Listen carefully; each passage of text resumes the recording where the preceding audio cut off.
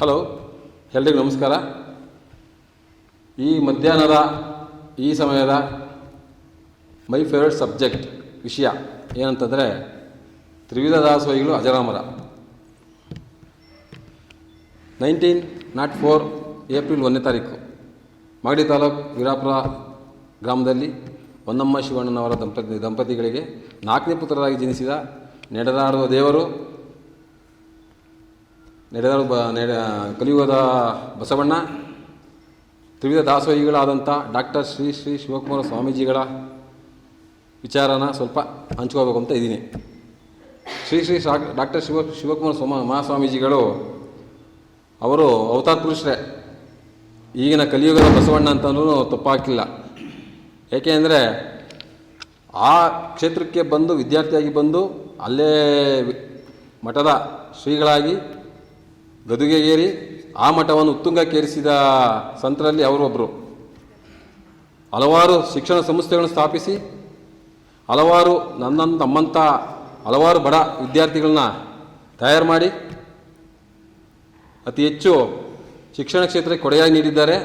ಅನ್ನ, ಅಕ್ಷರ, ಆಸರೆ ಅನ್ನುವ 3 ವಿಧದ ತ್ರಿವಿಧ ದಾಸೋಹದ ಪರಿಕಲ್ಪನೆಯೊಂದಿಗೆ ಜಗಜ್ಜಾಹೀರಾಗಿ ಜಗತ್ಪ್ರಸಿದ್ಧಿಯಾಗಿ ಕ್ಷೇತ್ರವನ್ನು ಅಭಿವೃದ್ಧಿಪಡಿಸಿ 2017 ಜನವರಿ ತಿಂಗಳಲ್ಲಿ ನಮ್ಮನ್ನೆಲ್ಲ ಆಗಲಿ ಹೋಗಿದ್ದಾರೆ. ಅವ್ರಿಗೆ ನನ್ನ ಈ ಕಿರು ಮಾತನ್ನು ಅರ್ಪಣೆ ಮಾಡ್ತಿದ್ದೀನಿ. ಧನ್ಯವಾದಗಳು.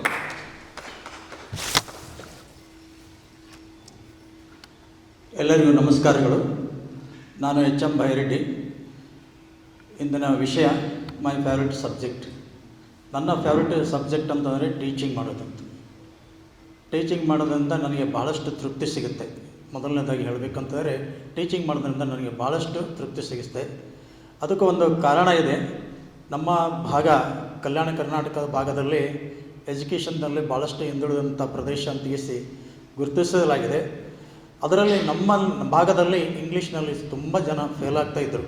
ನಮ್ಮ ಭಾಗದಲ್ಲಿ ಆ ಭಾಗದ ನಾವು ಕೊರತೆಯನ್ನು ನೋಡಿಕೊಂಡು ಮುಂಚೆ ನಾನು ಮ್ಯಾಥ್ಸ್ ಮತ್ತು ಇಂಗ್ಲೀಷ್ ಎರಡನ್ನೂ ಟೀಚ್ ಮಾಡ್ತಾಯಿದ್ದೆ ಹೈಸ್ಕೂಲ್ ಲೆವೆಲ್ ತನಕ. ಆನಂತರ ನಾನು ಯಾವಾಗ ಲೆಕ್ಚರ್ ಆದೆ, ಆನಂತರ ನಾನು ಏನು ಮಾಡಿಬಿಟ್ಟೆ ಅಂತಂದರೆ ಇಂಗ್ಲೀಷಿನ ಕೊರತೆ ಹೋಗಲಾಡಿಸ್ಬೇಕು ನನ್ನ ಭಾಗದಲ್ಲಿ. ಅಟ್ಲೀಸ್ಟ್ ನನ್ನ ತಾಲೂಕಾದಂಥ ಶಾಪುರ್ನಲ್ಲಿ ಕೂಡ ಹೋಗಲಾಡಿಸ್ಬೇಕು. ಇಂಗ್ಲೀಷ್ನಲ್ಲಿ ಅಟ್ಲೀಸ್ಟ್ ಪಾಸಾಗಿ ಹೋಗಲಿ, ಫೇಲ್ ಆಗಬೇಡ. ಅವರು ಪಾಸ್ ಆದರೆ ನೆಕ್ಸ್ಟು PUC ಹೋಗ್ತಾರೆ, ಡಿಗ್ರಿ ಮಾಡ್ತಾರೆ, ಏನಾದರೂ ಆಕೇಸ್ ಮುಂದೆ ಏನಾದರೂ ಅಚೀವರ್ಸ್ ಏನೋ ಆಗ್ತಾರೆ ಅಂತ ಕೇಸ್ ಮಾಡಿದ್ವಿ. ಅದೇ ರೀತಿಯಾಗಿ ನಾನು ಸಾಕಷ್ಟು ವಿದ್ಯಾರ್ಥಿಗಳನ್ನು ತಯಾರು ಮಾಡಿದೆ. ಇಲ್ಲಿವರೆಗೂ 25 ಜನ ಇಂಜಿನಿಯರ್ಸನ್ನು ತಯಾರು ಮಾಡಿದ್ದೇನೆ, ಹಾಗೂ 10 ಜನ ಡಾಕ್ಟರ್ಸನ್ನು ತಯಾರು ಮಾಡಿದ್ದೇನೆ. ಸುಮಾರು ಒಂದು 30 ಜನ ಶಿಕ್ಷಕ ವೃತ್ತಿಯಲ್ಲಿ ಈಗ ಕೆಲಸ ಮಾಡ್ತಿದ್ದಾರೆ. ನಮ್ಮಲ್ಲಿ ಪ್ರೈವೇಟ್ ಸ್ಕೂಲ್ನಲ್ಲಿ, ಗೌರ್ಮೆಂಟ್ ಸ್ಕೂಲ್ನಲ್ಲಿ ಕೆಲಸ ಮಾಡ್ತಿದ್ದಾರೆ. ಆದ ಕಾರಣ ನನಗೆ ಮೈ ಫೇವ್ರೆಟ್ ಸಬ್ಜೆಕ್ಟ್ ಅಂತಂದರೆ ಇಂಗ್ಲೀಷ್ ಇದ್ದ ಕಾರಣ ನನಗೆ ಭಾಳ ತೃಪ್ತಿ ಕೊಟ್ಟಂಥದ್ದು. ಇಷ್ಟು ನಾನು 2 ಮಾತುಗಳನ್ನು ಹೇಳುತ್ತಾ ನಾನು 2 ಮಾತು ತಿಳಿಸ್ತೇನೆ. ಎಲ್ಲರಿಗೂ ಧನ್ಯವಾದಗಳು. ನಮಸ್ಕಾರ. ನನ್ನ ಇಂಟ್ರೆಸ್ಟಿಂಗ್ ಸಬ್ಜೆಕ್ಟ್ ಏನಂದರೆ ಕನ್ಸ್ಟ್ರಕ್ಷನ್. ನಾನು ಅದರಲ್ಲಿ ಭಾಳ ತೃಪ್ತಿಪಟ್ಟಿದ್ದೀನಿ. ಅದರಿಂದ ಸಾಕಷ್ಟು ಜನಕ್ಕೆ ಸಹಾಯ ಮಾಡಿ ಅವರಿಂದ ಬಂದಂಥ ಪ್ರತಿಕ್ರಿಯೆಯನ್ನು ಭಾಳ ಹೃದಯಪೂರ್ವಕವಾಗಿ ಅವರಿಗೆ ಕೊಟ್ಟಂಥ ಆಶೀರ್ವಾದ ಭಾಳ ಸಂತೋಷವಾಗಿ ಸ್ವೀಕರಿಸಿದ್ದೀನಿ. ಸುಮಾರು ಜನಕ್ಕೆ ನಾನು ನಮ್ಮ ವಿಜಯನಗರದಲ್ಲಿ ಸ್ಲಮ್ಗಳಿದ್ದಾವೆ. ಆ ಸ್ಲಮ್ಗಳಲ್ಲಿ ತುಂಬ ಬಡವರಿದ್ದಾರೆ. ಅಂಥವ್ರಿಗೆ ಒಂದು 4-5 ಜನಕ್ಕೆ ಒಂದು ಮನೆ ಕಟ್ಟಿಕೊಟ್ಟೆ. 4-5 ಮನೆ ಕಟ್ಕೊಟ್ಟು ನಾನೇ ಫ್ರೀಯಾಗಿ ಕಟ್ಕೊಟ್ಟಾಗ ಅವರು ಆಶೀರ್ವಾದ ಮಾಡಿದ್ದು ನನಗೆ ಇನ್ನೂ ಮರೆಯೋಕ್ಕಾಗ್ತಾಯಿಲ್ಲ. ಅದರಿಂದ ತೃಪ್ತಿಪಟ್ಟು ಅದನ್ನೇ ನಾನು ವೃತ್ತಿನ ಕಂಟಿನ್ಯೂ ಮಾಡ್ತಾ ಬಂದಿದ್ದೀನಿ. ಹಾಗೆ ನಮ್ಮಲ್ಲಿ ಬಡತನದ ರೇಖೆಯಿಂದ ತುಂಬ ಕೆಳಗಡೆ ಇರುವಂಥ ವಿದ್ಯಾರ್ಥಿಗಳು ತುಂಬ ಇದ್ದಾರೆ. ಅಂಥವ್ರಿಗೆ ಸಹಾಯ ಮಾಡಿ ಎಜುಕೇಷನ್ಗೆ ಫೀಸ್ ಕಟ್ಟೋಂಥದ್ದು, ಬುಕ್ಸು ಎಲ್ಲ ಕೊಡುವಂಥದ್ದಾಗ್ಬೋದು, ಆಮೇಲೆ ಊಟ ವಸತಿ ಈ ಥರದ್ದೆಲ್ಲ ವ್ಯವಸ್ಥೆ ಮಾಡ್ತಾ ನಾನು ಸುಮಾರು ವರ್ಷಗಳಿಂದ ಇದನ್ನ ತೊಡಗಿಸ್ಕೊಂಡು ಬಂದಿದ್ದೀನಿ. ಅದರಿಂದ ನಾನು ತೃಪ್ತಿ ಬಂದಿದೆ ಅಂತ ಹೇಳೋಕ್ಕೆ ಇಷ್ಟ. ನಮಸ್ತೆ.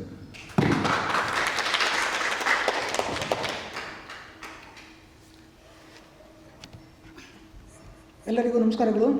ನನ್ನ ಸಬ್ಜೆಕ್ಟ್ ಅಂದರೆ ಹೇಗೆ ಸಂತೋಷ ಇರಬೇಕು ಅಂತ ಒಂದು ಇದು ಟಾಪಿಕ್ಕು. ನಾವು ಸಂತೋಷವಾಗಿರಬೇಕಂದ್ರೆ ಮೊದಲನೇದಾಗಿ ನಾವು ಯಾರನ್ನು ದ್ವೇಷಿಸಬಾರ್ದು. ಯಾಕೆ ದ್ವೇಷಿಸಬಾರ್ದು ಅಂದರೆ ನಾವು ಅವ್ರನ್ನ ದ್ವೇಷಿಸ್ತೀವಿ, ಅವ್ರು ನಮ್ಮನ್ನು ದ್ವೇಷಿಸ್ತಾರೆ. ಆ ದ್ವೇಷ ಎಷ್ಟು ಹಾಗೆ ಸಾಗುತ್ತೆ ಅಂದರೆ ಅದು ಹೋಗ್ತಾನೇ ಇರುತ್ತೆ, ಅದಕ್ಕೊಂದು ಲಿಮಿಟ್ ಇಲ್ಲ.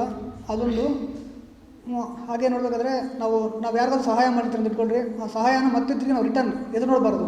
ಯಾಕಂದರೆ ನಾವು ಮಾಡಿದ್ದು ನಮಗೆ ಅಷ್ಟೇ, ಅವ್ರು ಮಾಡ್ತಾರೆ ಅನ್ನೋ ಒಂದು ಕಾನ್ಸೆಪ್ಟ್ ಇಟ್ಕೊಂಡು ನಾವು ಯಾವತ್ತೂ ಸಹಾಯ ಮಾಡಬಾರ್ದು. ಹಾಗೆ ಸಂತೋಷವಾಗಿರ್ಬೇಕಂದ್ರೆ ಮೈನ್ ನಮಗೆ ಏನೇನು ಒಂದು ನಾನು ಸಬ್ಜೆಕ್ಟ್ ಏನು ಬೇಡವೋ ಅದು ಫ್ರಸ್ಟ್ರೇಷನ್ ಆಗಲಿ, ಮತ್ತು ಈ ನರ್ವಸ್ಸು, ಇದು ಆ್ಯಂಗ್ಸೈಟಿ ಇದೆಲ್ಲ ಇರಬಾರ್ದು. ನಮ್ಗೇನು ಬೇಕು ಒಳ್ಳೆಯದು ಹ್ಯಾಪಿಯಾಗಿರ್ಬೇಕಂದ್ರೆ ಹ್ಯಾಪಿನೆಸ್ನೇ ನಾವು ಹುಡುಕಬೇಕು. ಹಾಗೆ ಇನ್ನೂ ಮುಖ್ಯವಾಗಿ ಏನಂದ್ರೆ ನಾವು ಈ ಪ್ರಪಂಚದಲ್ಲಿ ಯಾವುದು ಶಾಶ್ವತ ಇಲ್ಲ, ಇದು ಶಾಶ್ವತ ಅಂದರೆ ಏನಿಲ್ಲಲ್ಲ ಅಂತ ತಿಳ್ಕೊಂಡು ನಾವು ಶಾಶ್ವತ ಇಲ್ಲ ಅಂತ ತಿಳ್ಕೊಂಡ್ರೆ ನಮ್ಗೆ ಸಂತೋಷ ಆಟೋಮೆಟಿಕ್ ಬರುತ್ತೆ. ನನಗೆ ಅವಕಾಶ ಕೊಟ್ಟಿದ್ದೆ, ಧನ್ಯವಾದಗಳು. ಆತ್ಮೀಯರೇ ನಮಸ್ಕಾರ. ನನ್ನ ಹೆಸರು ಕಟೇರ್ ಸ್ವಾಮಿ 76 ವೆಂಕಟಾಪುರ. ಇವತ್ತಿನ ಒಂದು ನನಗೆ ಇಷ್ಟವಾದ ವಿಷಯ ಅಂತಂದರೆ ನನಗೆ ಇಷ್ಟವಾದ ದಿನ ಅಂತ ನಾನು ಹೇಳೋಕ್ಕೆ ಇಷ್ಟಪಡ್ತೀನಿ. ಯಾಕಂದರೆ ನಾನು ಪ್ರತಿದಿನ ನನ್ನ ಗೆಲುವಿನ ದಿನ ಅಂಥೇಳಿ ನಾನು ಒಂದು ಮಲಗಬೇಕಾದ್ರೆ ಬರಿತಾ ಹೋಗ್ತೀನಿ. ಏನಪ್ಪ ಗೆಲುವಿನ ದಿನ ಅಂತಂದರೆ ಅದರಲ್ಲಿ 3 ವಿಷಯಗಳು ಬರ್ತವೆ. ಅವು ಏನಪ್ಪ ಅಂತಂದರೆ, ಒಂದು, ನಾನು ನಾಳೆ ಮಾಡುವಂಥ ಕೆಲಸಗಳನ್ನು ನಾನು ಪಟ್ಟಿ ಮಾಡ್ಕೊತೀನಿ, ಒಂದನೇದು. ಎರಡನೇದು ಏನಪ್ಪ ಅಂತಂದರೆ ಹೊಸ ಕಲಿಕೆಗೆ ನಾನು ಒಂದು ಅರ್ಧ ಗಂಟೆಯಿಂದ 1 ತಾಸಿಗೆ ಸಮಯ ಕೊಡ್ತೀನಿ. ಮೂರನೇದು ಏನಪ್ಪ ಅಂತಂದರೆ ಧನ್ಯವಾದಗಳು. ಈ 3 ವಿಷಯಗಳನ್ನ ನಾನು ಆ ದಿನದ ಚಟುವಟಿಕೆಯಲ್ಲಿ ರಾತ್ರಿ ದಿನ ಮಲಗಬೇಕಾದ್ರೆ ಇವು 3 ವಿಷಯಗಳನ್ನ ನಾನು ಬರಿತೀನಿ. ಏನಪ್ಪ ಮೊದಲನೇದು ಅಂತಂದರೆ ಗೆಲುವಿನ ದಿನ ಅಂದರೆ ನಾನು ಬೆಳಿಗ್ಗೆ 5 ಗಂಟೆಗೆ ಎದ್ದೊಳ್ಬೇಕು ಅಂತ ನಾನು ಬರೆದಿದ್ರೆ ಆ 5 ಗಂಟೆಗೆ ನಾನು ಎದ್ದನೆ ಅಂದರೆ ಅದು ನನ್ನ ಗೆಲುವಿನ ದಿನ ಆಗುತ್ತೆ. ಒಂದು ಗುರುವಾರ ಜಯಪ್ರಕಾಶ್ ನಗ್ತೇಳಿ ಸರ್ ಅವರ ಒಂದು ಜೂಮ್ ಕ್ಲಾಸ್ಗೆ 7 ಗಂಟೆಗೆ ನಾನು ಅಟೆಂಡ್ ಆಗಬೇಕಂತಂದರೆ ನಾನು ಆ ಕ್ಲಾಸಿಗೆ ಅಟೆಂಡ್ ಆದನಂದರೆ ಅದು ನನ್ನ ಗೆಲುವಿನ ದಿನ ಆಗುತ್ತೆ. ಇನ್ನು ಎರಡನೇ ವಿಷಯ ಬಂದುಬಿಟ್ಟು ಹೊಸ ಕಲಿಕೆಗೆ ಅಂದರೆ ಪ್ರತಿದಿನ ನಾವು ಇವತ್ತು ಒಳ್ಳೊಳ್ಳೆ ವೇದಿಕೆಗಳು ಇದ್ದಾವೆ, ಯೂಟ್ಯೂಬ್ ಫಾರ್ಮ್ ಇದೆ. ಹಾಗಾಗಿ ನಾನು ಹೊಸ ಕಲಿಕೆಗೆ ಒಂದು 2-3 ವಿಷಯಗಳನ್ನ ನಾನು ಕೊಡ್ತಾ ಬರ್ತಾಯಿದ್ದೀನಿ. ಹಾಗೆ ಮೂರನೇದು, ಆ ದಿನದ ಒಂದು ಚಟುವಟಿಕೆಯಲ್ಲಿ ನನಗೆ ಯಾರ್ಯಾರು ಸಹಾಯ ಮಾಡಿದ್ದಾರೋ, ಯಾರ್ಯಾರು ಟೀ ಕುಡಿಸಿದ್ರು, ಯಾರ್ಯಾರು ನನಗೆ ಫೈಲ್ ತಂದು ಕೊಟ್ಟರು, ಆಮೇಲೆ ನನಗೆ ಯಾರು ನನ್ನ ಕಲಿಕೆಗೆ ಒತ್ತು ಕೊಟ್ಟರು ಅವರಿಗೆಲ್ಲ ನಾನು ಒಂದು ಕೃತಜ್ಞತೆ ಧನ್ಯವಾದಗಳನ್ನು ಹೇಳಿ ನನ್ನ ಒಂದು ಪ್ರತಿದಿನದ ನನ್ನ ಗೆಲುವಿನ ದಿನದ ಡೈರಿಯಲ್ಲಿ ಬರೆದು ನಾನು ವ್ಯಕ್ತಪಡಿಸುತ್ತೇನೆ. ಧನ್ಯವಾದಗಳು. ಎಲ್ರಿಗೂ ನಮಸ್ಕಾರ. ನನ್ನ ಹೆಸರು ಮಂಜುನಾಥ್ ಅಂತ, 63 ವರ್ಷದ ಯುವಕ. ಯಾಕೆ ಹೇಳ್ತೀನಿ ಅಂದರೆ, ಯೋಗ ನನ್ನ ಅತಿ ಮುಖ್ಯವಾದ ಇಂಟ್ರೆಸ್ಟಿಂಗ್ ಅಂದರೆ ಅದು ತುಂಬ ಇಷ್ಟವಾದ ಸಬ್ಜೆಕ್ಟ್ ಅಂದರೆ ಯೋಗ, ಪ್ರಾಣಾಯಾಮ ಮತ್ತು ಧ್ಯಾನದ ಮಹಿಮೆ. ಅದರಿಂದ ಧ್ಯಾನ ಮತ್ತು ಯೋಗ ಮಾಡೋದ್ರಿಂದ ನೀವು ಯೋಗ ಅಂತ ಹೆಸರೇ ಇದೆ ನೋಡಿ. ಯೋಗ ಅಂದರೆ ಮೈಂಡ್ ಮತ್ತು ಬಾಡಿ ಮತ್ತು ಸೋಲ್ 3 ಒಂದೇ ಅಲೈನ್ ಆಗುತ್ತೆ. ನೀವು ಯಾವಾಗಲೇ ಅಬ್ಸರ್ವ್ ಮಾಡಿದ್ರೆ ಈ 3 ಒಟ್ಟಿಗೆ ಇರಿದ್ರೆ ನಿಮ್ಮ ಮನಸ್ಸು, ನಿಮ್ಮ ಬಾಡಿ, ನಿಮ್ಮ ಆರೋಗ್ಯ ಸರ್ವವ್ಯಾಧಿ ನಿರೋಧಕ ಅಂತ ಯೋಗದಲ್ಲಿ. ಯೋಗೇನ ಚಿತ್ತಸ್ಯ ಬದೇನ ವಾಚ ಮಲಂ ಶರೀರಸ್ಯ ವೈದ್ಯಕೇನ ಯೋಪಾತ್ ಕರೋತಂ ಪ್ರವರಂ ಮುನೀನಾಂ ಪತಾಂಜಲಿ ಪ್ರಾಂಜಲಿರಾನತೋಸ್ಮ ಅಂತಂದಂಗೆ ಪ್ರತಿಯೊಬ್ಬರು ದಿನನಿತ್ಯ ನಾವು ಬೇರೆ ಎಲ್ಲ ಆ್ಯಕ್ಟಿವಿಟೀಸ್ ಮಾಡ್ತೀವಿ. ನಮ್ಮ ಆರೋಗ್ಯಕ್ಕೋಸ್ಕರ ಅಟ್ಲೀಸ್ಟ್ ಒಂದು 20 ನಿಮಿಷ ನೀವು ದಿನ ಧ್ಯಾನ ಯೋಗ ಮಾಡೋದ್ರಿಂದ ನಿಮ್ಮ ಆರೋಗ್ಯ ಖಂಡಿತ ಒಳ್ಳೆಯದಾಗುತ್ತೆ. ಇದನ್ನು ನಾನು ಎಲ್ರಿಗೂ ಜನಗಳಿಗೆ ಪ್ರತಿಯೊಬ್ಬರಿಗೂ ಹೋದಾಗೆಲ್ಲ ಎಲ್ರಿಗೂ ಇದರ ಮಹಿಮೆ ಮತ್ತು ಇದನ್ನು ಹೇಳ್ಕೊಡೋದ್ರಿಂದ ಅವ್ರಿಗೂ ಉಪಯೋಗ ಆಗುತ್ತೆ. ಅದನ್ನು ನಾನು ಕಂಟಿನ್ಯೂ ಮಾಡೋದ್ರಿಂದ ಜನಗಳಿಗೋಸ್ಕರ ಒಳ್ಳೆ ಸೇವೆ ಮಾಡ್ತಾಯಿದ್ದೀನಿ ಅನಿಸ್ತಿದ್ದೀನಿ. ಬಟ್ ಅವ್ರಿಗೂ ಒಳ್ಳೆ ಆರೋಗ್ಯ ಕೊಟ್ಟು ಮುಂದೆ ದೇವರು ಕೂಡ ಕಾಪಾಡ್ತಾರೆ. ಖಂಡಿತ ಎಲ್ರಿಗೂ ಒಳ್ಳೆಯದಾಗುತ್ತೆ ಅಂತ ಈ ಮೂಲಕ ತಿಳಿಸ್ತೀನಿ. ನಮಸ್ಕಾರ.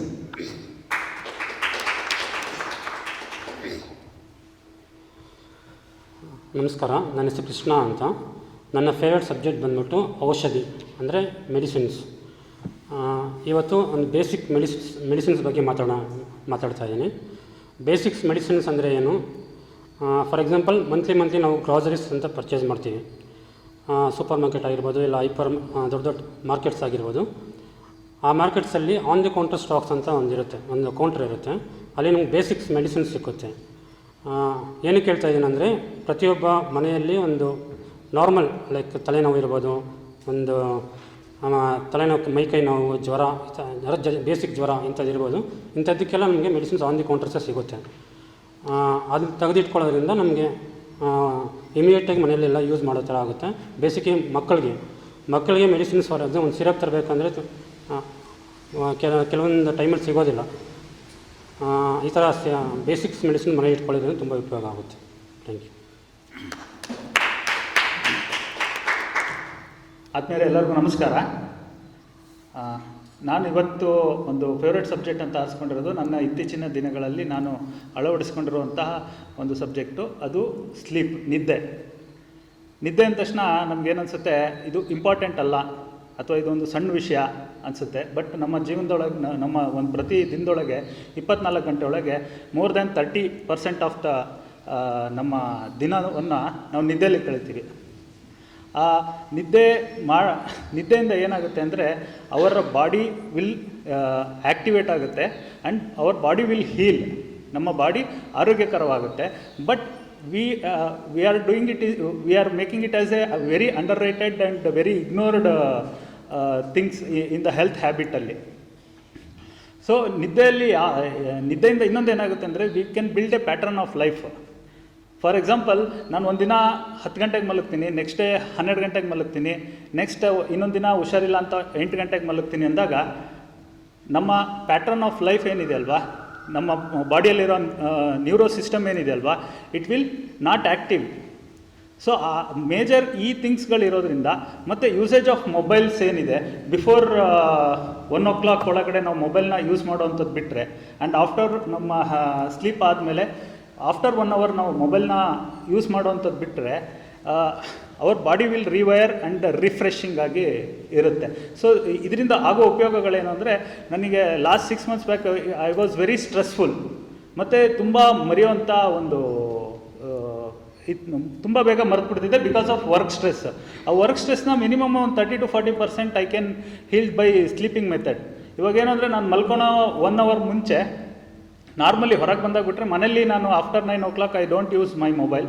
ಆಫ್ಟರ್ ಬೆಳಗ್ಗೆ ಎದ್ದ ತಕ್ಷಣ ನಾನು ಮೊಬೈಲ್ ನೋಡ್ತಿದ್ದೆ, ಮಿನಿಮಮ್ 1 hour ಅಥವಾ 30 minutes ಬೇಕೇ ಬೇಕಾಗಿರ್ತಿತ್ತು. ಬಟ್ ನಾನು ಅದನ್ನು ಸ್ಟಾಪ್ ಮಾಡಿದಾಗ ನನ್ನ ಒಂದು ಫಿಕ್ಸ್ ಟೈಮಿಂಗ್ಸ್ ಅನ್ನೋದು ರೆಡಿ ಆಯಿತು. ಎಕ್ಸಾಕ್ಟ್ಲಿ ನಾನು 10-10:30 ಒಳಗೆ ಮಲಗಿಬಿಡ್ತೀನಿ. ಮತ್ತು ಅತಿ ಬೇಗನೂ ಹೇಳೋಕ್ಕೆ ಹೋಗೋದಿಲ್ಲ. ನಾವು ನಿದ್ದೆ ಮಿನಿಮಮ್ ಮೋರ್ ದೆನ್ 6 hours ಇರಲೇಬೇಕು ಅಂತ ಹೇಳ್ತಾರೆ.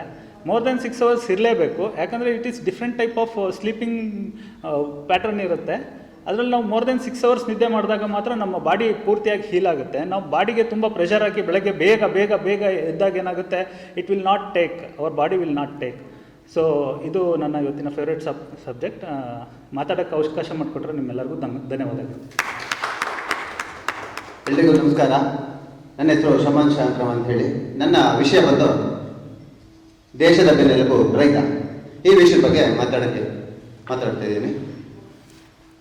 ದೇಶದ ಬೆನ್ನೆಲುಬು ರೈತ ಅಂತ ಒಂದು ಮಾತಿದೆ. ರೈತನ ಮಿತ್ರ ಎರೆಹುಳು. ಎರೆಹುಳುಗೂ ರೈತನಿಗೂ ಜಾಸ್ತಿ ಏನು ಡಿಫ್ರೆನ್ಸ್ ಇಲ್ಲ ಅಂತ ಹೇಳಲಿಕ್ಕೆ ಇಷ್ಟಪಡ್ತೀನಿ. ಯಾಕಂದರೆ ಕುವೆಂಪು ಅವರು ಹೇಳ್ದಂಗೆ ಉಳುವ ಯೋಗಿಯ ನೋಡಲಿ ಅಂತ ಹೇಳ್ತಾ ಅದರಲ್ಲಿ ಒಂದು ಪದ ಹೇಳ್ತಾರೆ, ಫಲವನ್ನು ಬಯಸದ ಕೆಲಸ ಮಾಡ್ತಾನೆ ಅಂತ. ಫಲವನ್ನು ಇಷ್ಟೇ ಫಲ ಬರಬೇಕು, ಇಷ್ಟೇ ನನಗೆ ಆರ್ಥಿಕವಾಗಿ ಫಲ ಸಿಗಬೇಕು ಅನ್ನೋ ಹೆಚ್ಚಿನ ಎಕ್ಸ್ಪೆಕ್ಟೇಷನ್ನು ಇಟ್ಕೊಳ್ಳೋದೇ ಕೆಲಸ ಮಾಡ್ತಾನೆ. ಹಾಗೆಯೇ ರೈತ ಏನು ಮನಸ್ಸು ಮಾಡಿದ್ರೆ ಏನು ಬೇಕಾದ್ರೂ ಮಾಡ್ಬೋದು. ಅದಕ್ಕೂ ಮುಂಚೆ ರೈತನ ಕಷ್ಟ ಹೆಂಗಿದೆ ಅಂದರೆ, ಇವತ್ತು ಬೆಳೆ ಬೆಳಿತಾನೆ, ಬೆಳೆ ಬೆಳೆದಾಗ ಆ ಬೆಳೆಗೆ ಸರಿಯಾದ ಬೆಲೆ ಸಿಗಲ್ಲ.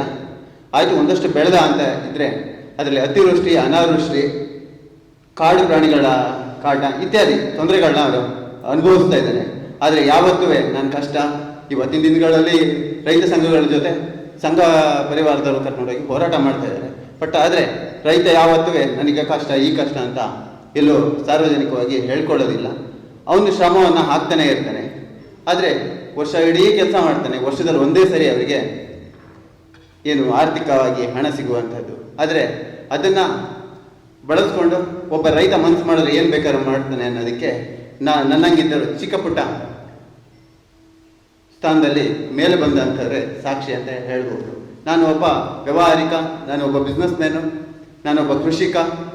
ಸಾರ್ವಜನಿಕ ಕ್ಷೇತ್ರದಲ್ಲಿ ನನ್ನನ್ನು ಈ ಮಟ್ಟದಲ್ಲಿ ಇದೆ ಅಂದರೆ ಒಬ್ಬ ನನ್ನ ತಂದೆ ಕೃಷಿಕರಾಗಿರ್ತಾರೆ, ಅದೇ ಕಾರಣ ಅಂತ ಹೇಳಲಿಕ್ಕೆ ಇಷ್ಟಪಡ್ತೇನೆ. ಹಾಗೆಯೇ ಎಲ್ಲರೂ ಇಲ್ಲಿರುವಂಥ ಎಲ್ಲ ಸ್ನೇಹಿತರು ಅಷ್ಟೇ ನನ್ನೊಂದು ಸಣ್ಣದೊಂದು ಮನವಿ.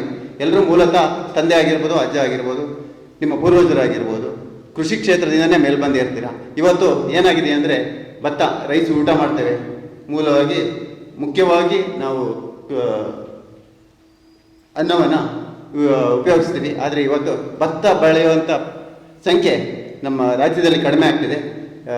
ವಿಶೇಷವಾಗಿ ನನ್ನ ಕ್ಷೇತ್ರದಲ್ಲಿ, ನನ್ನ ಭಾಗದಲ್ಲಿ ಸಾಮಾನ್ಯ 70 ಭಾಗ ಭತ್ತ ಬೆಳೆಯುವಂಥ ಜಾಗ ಏನಾಗ್ತಿದೆ ಅಂದರೆ ವಾಣಿಜ್ಯ ಬೆಳೆಗಳಿಗೆ ಕನ್ವರ್ಟ್ ಆಗ್ತಾ ಇದೆ. ಯಾಕಂದರೆ ಆರ್ಥಿಕವಾಗಿ ಚೆನ್ನಾಗಾಗ್ತೇವೆ ಅಂತ ಹೇಳಿ, ಇದರಲ್ಲಿ ಆರ್ಥಿಕವಾಗಿ ಸದೃಢರಾಗಲಿಕ್ಕೆ ಸ್ವಲ್ಪ ನಿಧಾನವಾಗಿ ಬೆಳಿತೀವಿ ಅಂತ ಹೇಳಿಕೊಂಡು, ಹಾಗಾಗಿ ಎಲ್ಲರೂ ನೀವು ಕೃಷಿಯನ್ನು ಪ್ರೋತ್ಸಾಹಿಸಿ. ಒಂದು ಭಾಗದಲ್ಲಿ ಕೃಷಿಯಲ್ಲಿ ಹೆಚ್ಚಿನ ಆದಾಯ ಇದೆ, ಅದಕ್ಕೆ ಕಾನ್ಸಂಟ್ರೇಷನ್ ಮಾಡಬೇಕಂತ ಹೇಳ್ತೀನಿ. ಅವಕಾಶಕ್ಕಾಗಿ ಧನ್ಯವಾದಗಳು.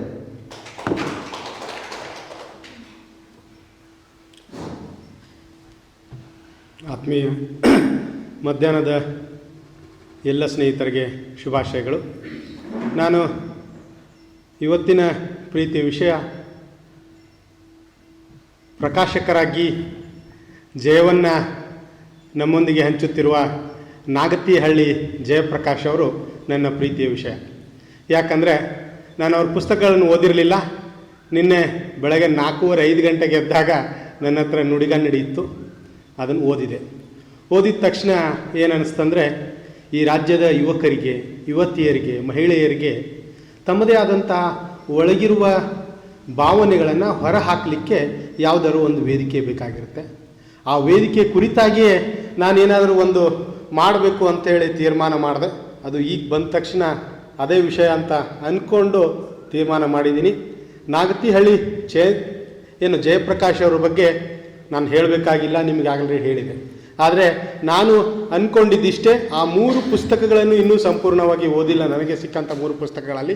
ಆದರೆ ಅವರ ಸಮಯ ಪ್ರಜ್ಞೆ, ಅದರ ಜೊತೆಗೆ ಅವರ ಮಾತಿನ ಶೈಲಿ, ಕಣ್ಣಲ್ಲಿಯೇ ಎಲ್ಲರನ್ನೂ ಸುಡುವಂಥ ಶೈಲಿ, ಕಣ್ಣಲ್ಲಿಯೇ ಎಲ್ಲರನ್ನೂ ಕಿಸ್ಕೊಟ್ಟು ಪ್ರೀತಿ ಗಳಿಸುವಂಥ ಆ ನೋಟ, ಅವರ ಕಾಲುಗಳನ್ನು ಮೇಲ್ಗಡೆ ಹಾಕ್ಕೊಂಡು ಕೂತ್ಕೊಂಡು ಅವರು ಎಲ್ಲೇ ಇರಲಿ, ಯಾರು ಏನು ಮಾಡ್ತಾ ಇದ್ದಾರೆ ಅನ್ನೋದನ್ನು ಕ್ಷಣ ಮಾತ್ರದಲ್ಲಿ ಸೂಕ್ಷ್ಮವಾಗಿ ಅಬ್ಸರ್ವ್ ಮಾಡುವಂಥ ತೀಕ್ಷ್ಣ ಸ್ವಭಾವ, ಇದನ್ನು ನಾವು ನಮ್ಮ ಯುವ ಪೀಳಿಗೆಗೆ ಇಡೀ ರಾಜ್ಯಾದ್ಯಂತ, ವಿಶೇಷವಾಗಿ ನಮ್ಮ ಉತ್ತರ ಕರ್ನಾಟಕದ ಧಾರವಾಡದ ಅಥವಾ ಉಳಿದ ಜಿಲ್ಲೆಗಳಲ್ಲಿ ಅವರ ಪ್ರಭಾವ ಬಂದಿದೆ.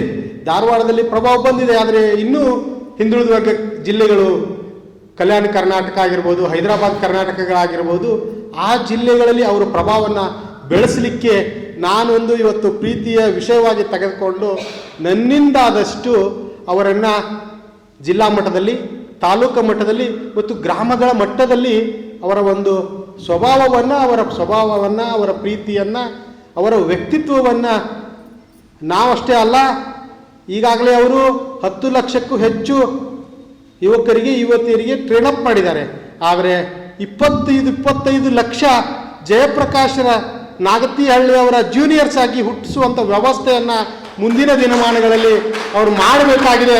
ಆ ನಿಟ್ಟಿನಲ್ಲಿ ನಾನೂ ಸಹ ಒಂದಿಷ್ಟು ಪ್ರಬಂಧಗಳ ವಿಷಯದಲ್ಲಿ ಇದನ್ನು ನೇರವಾಗಿ ಬರೆದು ನನ್ನ ಸಂದರ್ಭ ಬಂದಾಗ ಅದನ್ನು ಪ್ರಿಂಟಿಸುವಂಥ ವ್ಯವಸ್ಥೆಯನ್ನು ಮಾಡ್ತೀನಿ. ಅವರನ್ನು ಆ ಉತ್ತರ ಕರ್ನಾಟಕದ ಭಾಗಗಳಿಗೆ ಪ್ರಚರಿಸುವಂಥ ವ್ಯವಸ್ಥೆ. ಆದರೆ ಅವರು ಇಷ್ಟೊತ್ತವರೆಗೂ ದುಡ್ಡು ಮಾಡಿದಾರೋ ಬಿಟ್ಟಿದ್ದಾರೋ ನನಗದು ಒಳಗಿಂದ ಗೊತ್ತಿಲ್ಲ. ಆದರೆ ಅವರ ಫೌಂಡೇಶನ್, ನಾಗತಿಹಳ್ಳಿ ಅವರ ತಾಯಿಯವರ ಹೆಸರಲ್ಲಿ ಫೌಂಡೇಶನ್ ಮಾಡೋದನ್ನು ಅವರ ಹೆಸರು ಮೇಲೇ ಪ್ರಚರಿಸುವಂಥ ವ್ಯವಸ್ಥೆ. ಆದರೆ ಅವ್ರ ಹೆಸರು ನೇಮಲ್ಲಿದೆ. ಪ್ರತಿಯೊಬ್ಬ ಯುವಕ ಯುವತಿಯರ ಹೆಸರು ಕೇಳಿದ್ರೆ ಗೊತ್ತಾಗ್ತಾ ಇದೆ. ಅದನ್ನು ಗ್ರಾಮ ಮಟ್ಟಗಳಿಗೆ, ರಾಜ್ಯ ಮಟ್ಟದಿಂದ ಜಿಲ್ಲಾ ಮಟ್ಟ, ತಾಲೂಕಾ ಮಟ್ಟ ಮತ್ತು ಗ್ರಾಮ ಮಟ್ಟಗಳ ಯುವಕ ಯುವತಿಯರಿಗೆ ಮುಟ್ಟಿಸುವಂಥ ಒಂದು ಪ್ರಾಮಾಣಿಕ ಕೆಲಸವನ್ನು ನಾನು ಮಾಡಬೇಕು. ಆ ವಿಷಯವನ್ನು ನಾನು ತೆಗೆದುಕೊಳ್ಬೇಕಂತೇಳಿ ಕ್ಷಣ ಮಾತ್ರದಲ್ಲಿ ಡಿಸಿಷನ್ ಮಾಡಿ ತಮಗೆ ಅರ್ಪಿಸಿದ್ದೇನೆ. ನನಗೆ ಮಾತನಾಡೋ ಅವಕಾಶ ಕೊಟ್ಟಂಥ ಎಲ್ಲ ಸ್ನೇಹಿತರಿಗೆ ಮತ್ತೊಮ್ಮೆ ವಂದಿಸಿ ನನ್ನ 2 ಮಾತು ನಮಸ್ಕಾರ. ನಮಸ್ಕಾರ. ನನ್ನ ಹೆಸರು ಅನಂತ ಕೃಷ್ಣ ಮೋಹನ್ ಅಂತೇಳಿ. ನನ್ನ ಫೇವ್ರೆಟ್ ವಿಷಯ ಬಂದು ಸೇವೆ ಅಂದರೆ ನಾವು ಪ್ರತಿನಿತ್ಯ ನಾವು ಮಾಡೋ ಉದ್ಯೋಗದಲ್ಲಿ ನಾವು ಸೇವೆ ಮಾಡ್ಬೋದು. ಅದರಲ್ಲಿ ಮುಖ್ಯವಾಗಿ ಹೇಳ್ಬೇಕಂದ್ರೆ ನನ್ನ ಒಂದು ಇದರಲ್ಲಿ ಸತ್ಯ, ಧರ್ಮ, ಶಾಂತಿ, ಪ್ರೇಮ ಈ 4 ಸ್ತಂಭಗಳ ಜೊತೆಗೆ ಪ್ರತಿನಿತ್ಯ ಜೀವನ ನಡೆಸಬೇಕು. ಇವಾಗ ನಾವು ನನ್ನ ವೃತ್ತಿನಲ್ಲಿ ನನ್ನ ಹತ್ರ ಭಾಳ ಜನ ಬರ್ತಾರೆ, ಬಡವರು, ಅವರು ರೋಗಿಗಳು, ಅವರಿಗೆ ನಾನು ನನ್ನಲ್ಲಿ ಆದಂಥ ಒಂದು ಮಾರ್ಗದರ್ಶನ ಕೊಡ್ತಾ ಇರ್ತೀನಿ. ಸೊ ಸೇವೆ, ಇವಾಗ ನಮ್ಮ ಜಯಪ್ರಕಾಶ್ ಸರ್ ಅವರು ಇದ್ದಾರೆ, ಅವರು ಯಾರು ಇದಾಗಿದ್ದಾರಲ್ಲ ಅಂಥವ್ರನ್ನೆಲ್ಲ ಕವರ್ ಮಾಡಿಬಿಟ್ಟು ಅವರು ಇದಕ್ಕೆ ತೋರಿಸ್ತಾ ಇದ್ದಾರೆ. ಸೊ ಸಾಧನೆ ಮಾಡಿದವ್ರನ್ನ ಎಕ್ಸ್ಪೋಸ್ ಹೆಂಗೆ ಮಾಡ್ತಾ ಇದ್ದಾರೆ, ಅದರಲ್ಲಿಂದ ನಾವು ಕೂಡ ಒಂದು ಸ್ವಲ್ಪ ನಮ್ಮ ಜೀವನದಲ್ಲಿ ಅಳವಡಿಸ್ಕೊಂಡು ನಾವು ಆದಷ್ಟು ಕೆಲವರಿಗೆ ಸೇವೆ ಸಲ್ಲಿಸಿದರೆ ಕೂಡ ನಮ್ಮ ಜೀವನ ಸಾರ್ಥಕ ಆಗ್ತದೆ ಅಂತೇಳಿ ಸೇವಾ ಮನೋಭಾವದಿಂದ ಇರಬೇಕಾಗಿ ನಾನು ಕೇಳ್ಕೊತಿದ್ದೀನಿ. Thank you.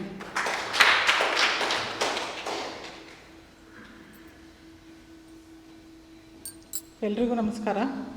ನಾನು ತ್ರಿವೇಣಿ. ನನ್ನ ಫೇವ್ರೆಟ್ ಟಾಪಿಕ್ಕು ಶಿಕ್ಷಕ ವೃತ್ತಿ. ಅಂದರೆ ನಾನು ಒಳ್ಳೆಯ ಗೃಹಿಣಿ ಆಗಿರೋದ್ರ ಜೊತೆಗೆ ಶಿಕ್ಷಕ ವೃತ್ತಿಯಲ್ಲಿ ನಾನು ಯಶಸ್ವಿಯಾಗಿ ತೊಡಗಿಸ್ಕೊಳ್ಬೇಕು ಅಂತಕ್ಕಂಥದ್ದು ನನ್ನ ಒಂದು ಮುಖ್ಯ ಉದ್ದೇಶ. ಇತ್ತೀಚೆಗೆ ಯಾಕೋ ನಾನು ಶಿಕ್ಷಕ ವೃತ್ತಿಯಲ್ಲಿ ಸಂಪೂರ್ಣವಾಗಿ ತೊಡಗಿಸ್ಕೊಳ್ಳೋಕೆ ಆಗ್ತಾ ಇಲ್ಲ ಅನ್ನುವ ಒಂದು ಗಿಲ್ಟು ನನ್ನಲ್ಲಿ ಕಾಡ್ತಾ ಇತ್ತು. ಹಾಗಾಗಿ ಈ ವೃತ್ತಿಯಲ್ಲಿ ಯಶಸ್ವಿಯಾಗಿ ತೊಡಗಿಸ್ಕೊಳ್ಳೋಕ್ಕೆ ಬೇಕಾದಂತಹ ಏನೇನು ಕೌಶಲ್ಯಗಳು ಅವುಗಳನ್ನು ಸರಿಯಾದ ಮಾರ್ಗದಲ್ಲಿ ಹೋಗಿ ಆ ಒಂದು ಕೌಶಲ್ಯಗಳನ್ನು ಬೆಳೆಸ್ಕೊಂಡ್ರೆ, ಉದಾಹರಣೆಗೆ ಆತ್ಮವಿಶ್ವಾಸ ಆಗಿರ್ಬೋದು, ಅಥವಾ ಸ್ಟೇಜ್ ಫಿಯರ್ ಆಗಿರ್ಬೋದು, ಭಾಷಣ ಕೌಶಲ್ಯ ಆಗಿರ್ಬೋದು, ಇವೆಲ್ಲವುಗಳನ್ನು ಸಹ ನಾನು ಕೌಶಲ್ಯಗಳನ್ನು ಬೆಳೆಸ್ಕೊಂಡ್ರೆ ನನ್ನ ವೃತ್ತಿಯಲ್ಲಿ ನಾನು 100% ಒಂದು ಅದಕ್ಕೆ 100ಕ್ಕೆ 100ರಷ್ಟು ನಾನು ಅದಕ್ಕೆ ಋಣಿಯಾಗಿರ್ಬೋದು, ಅದಕ್ಕೆ ನಾನು ಭಾಗಿಯಾಗ್ಬೋದು ಅಂತ ಹೇಳ್ತಾ, ಹಾಗಾಗಿ ನಾನು ಒಂದೊಂದೇ ಮೆಟ್ಲನ್ನು ಹತ್ತೋದಕ್ಕೆ ಪ್ರಯತ್ನ ಪಡ್ತಾ ಈ ವೇದಿಕೆಗೆ ಆಗಮಿಸಿದ್ದೀನಿ. ಇಷ್ಟು ಹೇಳಿ ನಾನು ಮಾತು ಮುಗಿಸ್ತೇನೆ. ಧನ್ಯವಾದ.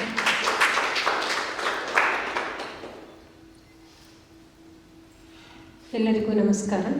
ನನ್ನ ಹೆಸರು ಮಾಲತಿ NS. ನನ್ನ ನೆಚ್ಚಿನ ವಿಷಯ ಭಾಷೆಯನ್ನು ಮಕ್ಕಳಿಗೆ ಚೆನ್ನಾಗಿ ಹೇಳ್ಕೊಡ್ಬೇಕು ಅಥವಾ ಭಾಷೆಯ ಬಗ್ಗೆ ಅಭಿಮಾನ ಮೂಡಿಸಬೇಕು ಅನ್ನೋದು ನನ್ನ ಇಷ್ಟ ಆಗಿದೆ.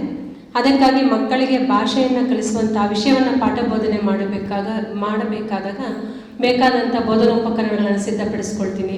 ಮತ್ತು ಮಗುವಿಗೆ ಕಲಿಕೆಯಲ್ಲಿ ಅನುಕೂಲಿಸುವಲ್ಲಿ ಬೇಕಾಗುವಂಥ ಹೊಸ ವಿಧಾನಗಳನ್ನು ನಾನು ಕಂಡುಹಿಡಿದುಕೊಂಡು ಅವರಿಗೆ ಹೆಚ್ಚಿಗೆ ಚೆನ್ನಾಗಿ ಭಾಷೆಯನ್ನು ಹೇಳ್ಕೊಡೋದಕ್ಕೆ ಪ್ರಯತ್ನವನ್ನು ಪಡ್ತೀನಿ. ಮತ್ತು ಅವರಿಗೆ ವೇದಿಕೆಯನ್ನು ಕೊಡ್ತೀನಿ, ಅವ್ರಿಗೆ ಮಾತುಗಾರಿಕೆಯನ್ನು ಬೆಳೆಸೋದಕ್ಕೆ ಮತ್ತು ಬರವಣಿಗೆಯನ್ನು ಬೆಳೆಸೋದಕ್ಕೆ ಭಾಳಷ್ಟು ಅವಕಾಶಗಳನ್ನು ಕಲ್ಪಿಸಿಕೊಡುವಂಥ ಪ್ರಯತ್ನವನ್ನು ಮಾಡ್ತಾ ಇದ್ದೇನೆ. ಮತ್ತು ಇದು ಸಾಹಿತ್ಯ ಪರಿಷತ್ತಿಂದ ಸಮ್ಮೇಳನಗಳಾಗುತ್ತಲ್ವ, ಜಿಲ್ಲಾ ಅಂತ ಮತ್ತು ತಾಲೂಕು ಅಂತದ ಆ ಒಂದು ಸಮ್ಮೇಳನಗಳಿಗೆ ಕರೆದುಕೊಂಡು ಹೋಗ್ತಾನೆ. ಕವಿಗಳನ್ನು ನಮ್ಮ ಶಾಲೆಗೆ ಆಹ್ವಾನ ಮಾಡಿದ್ದೇನೆ. ಮತ್ತು ಶಾಲಾ ಹಂತದಲ್ಲೂ ಪ್ರತಿ ವರ್ಷವೂ ನಾವು ಶಾಲಾ ಹಂತದಲ್ಲಿ ಸಾಹಿತ್ಯ ಸಮ್ಮೇಳನವನ್ನು ಮಾಡಿದ್ದೇನೆ.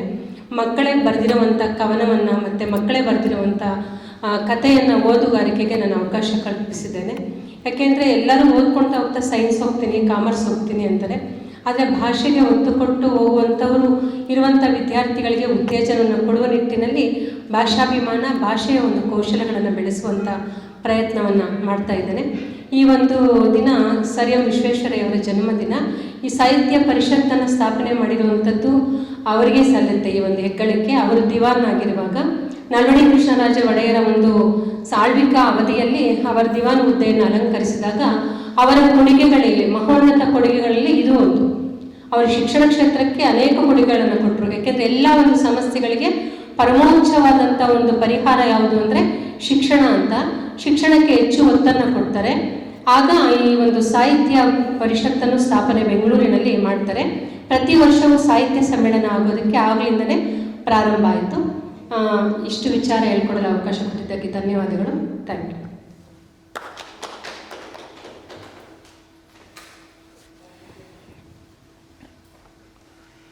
ಎಲ್ಲರಿಗೂ ನಮಸ್ಕಾರ. ನನ್ನ ಹೆಸರು lieutenant colonel Divakar Naidu SK ಅಂತ ಹೇಳಿ.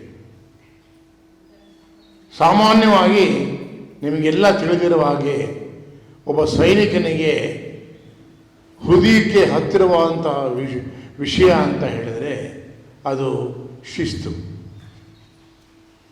ಅದನ್ನೇ ಇಂಗ್ಲೀಷಲ್ಲಿ ಡಿಸಿಪ್ಲಿನ್ ಅಂತ ಕರಿತೀವಿ ನಾವು. ಯಾತಕ್ಕೆ ನಾನು ಈ ಮಾತನ್ನು ಹೇಳ್ತಾ ಇದ್ದೀನಿ ಅಂತ ಹೇಳಿದರೆ, 25 ವರ್ಷಗಳ ಹಿಂದೆ ಕಾರ್ಗಿಲ್ ವಾರ ಆದಾಗ 527 ಜನ ಸತ್ತರು. 1300ಕ್ಕೂ ಹೆಚ್ಚು ಜನ ಗಾಯಾಳುಗಳಾದರು.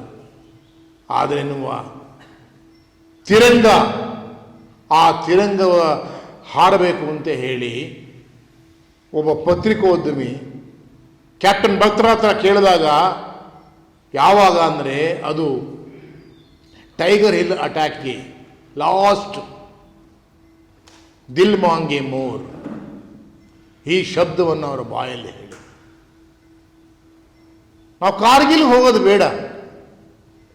ನಮ್ಮ ಗುರುಗಳಾಗಿರೋಂತಹ ಜಯಪ್ರಕಾಶ್ ನಾಗ್ತೇಹಳ್ಳೂರು ನಮಗೆ ನಿನ್ನೆ ರಾತ್ರಿ ಕಲಿಸಿದಂತಹ ಒಂದು ಪಾಠವೇ ಶಿಸ್ತು. ಯಾರು ಶಿಸ್ತನ್ನು ತನ್ನ ಜೀವನದಲ್ಲಿ ಅಳವಡಿಸ್ಕೊಂಡು ಅವರು ಹೆಮ್ಮೆಯಿಂದ ಹೇಳ್ತಾರೆ, ನಾನು ಆ್ಯಂಕರಿಂಗ್ ಮಾಡಬೇಕಾದ್ರೆ ಒಂದು ದಿನ 1 ನಿಮಿಷ ಲೇಟ್ ಆಗಲಿಲ್ಲ ಅಂತ ಹೇಳಿ, ಅಷ್ಟು ಕಳಕಳಿಯಿಂದ ಎಲ್ಲರಿಗೂ ಹೇಳಿದ್ರೇನು ಅರ್ಧ ಗಂಟೆ ಲೇಟಾಗಿ ಬಂದಾಗ ಅವ್ರಿಗೆ ಏನನ್ನಿಸ್ತು ಅಂತ ಹೇಳಿದ್ರೆ, ನಾನು ಯಾತಕ್ಕೆ ಇವ್ರಿಗೋಸ್ಕರ ಟ್ರೈನಿಂಗ್ ಮಾಡ್ತಾ ಇದ್ದೀನಿ. ಅದು ಎಲ್ಲಿ ಬರುತ್ತೆ? ಯಾವ ವ್ಯಕ್ತಿ ಶಿಸ್ತು. ಶಿಸ್ತಿನ ಜೊತೆಗೆ ಇನ್ನೊಂದಿರುತ್ತೆ, ಅದು ಸೆಲ್ಫ್ ಡಿಸಿಪ್ಲಿನ್ ಅಂತ ನಾವು ಕರಿತೀವಿ. ಅದು ಬಹಳ ಮುಖ್ಯ.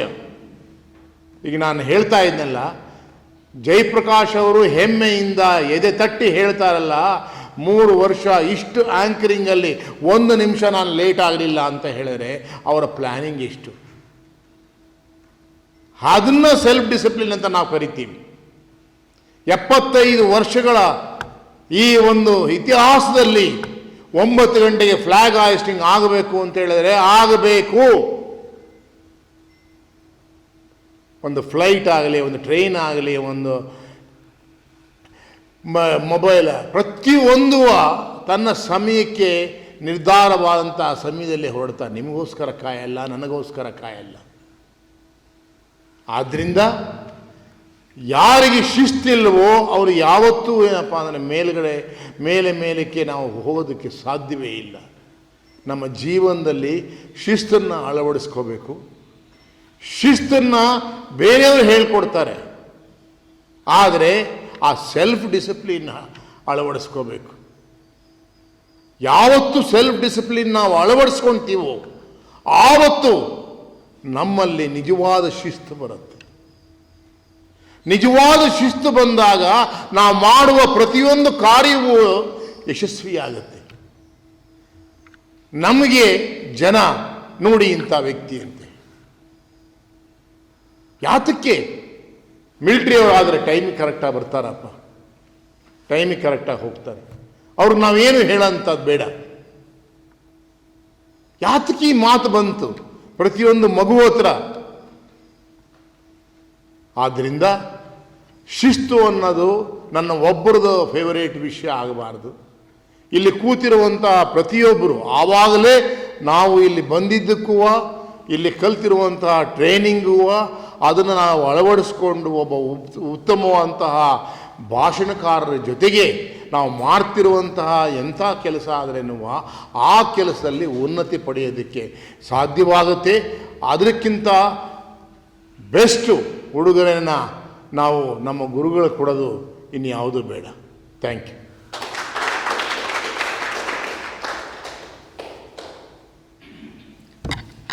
ಎಲ್ರಿಗೂ ನಮಸ್ಕಾರ.